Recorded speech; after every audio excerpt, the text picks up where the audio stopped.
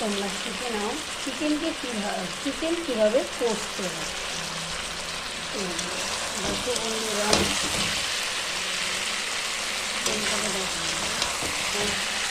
কালারটা দারুণ হয়েছে না? আমি আজকে করবো ঝাল ঝাল লাল লাল চিকেন হয়ে গেছে। চিকেন তখন করছিলাম, কালারটা এসছে, দেখেছো বন্ধুরা? দারুণ লাগছে কালারটা। তার সাথে আলুগুলো দিয়ে দিয়েছি। দেখো বন্ধুরা, তেল বেরিয়েছে, দেখেছি তো মাংসের গায়ে দিয়ে। আজকে মাংসটা সত্যি খুব ভালো। চিকেনটা দেখো বন্ধুরা, কত তেল বেরিয়েছে। দেখো বন্ধুরা, আমার কষাটা হয়ে গেছে। দেখো বন্ধুরা, এবারে আর একটু ভালোভাবে হওয়ার জন্য আমি ঢাকা দিয়ে দেবো।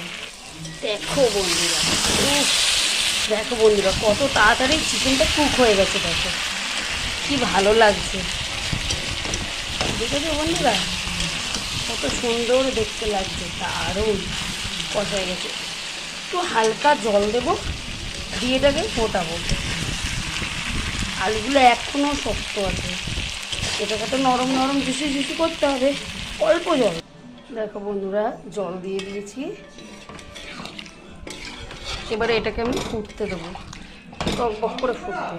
দেখতে পাচ্ছ বন্ধুরা কিরকম তেল ভাসছে? দারুণ লাগছে, টক বক করে ফুটছে। দেখো ওটা ফুটতে দিই, আর কিছুক্ষণ পরেই আমরা চাপা দিয়ে দেবো।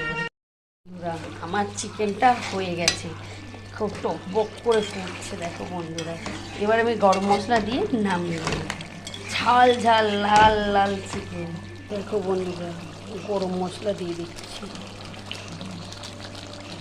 দারুণ স্মেল বেরিয়েছে।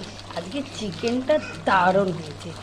তোমরা যদি বানাতে চাও আমার তৈরি করা চিকেন, তাহলে বানিয়ে নিতে পারো।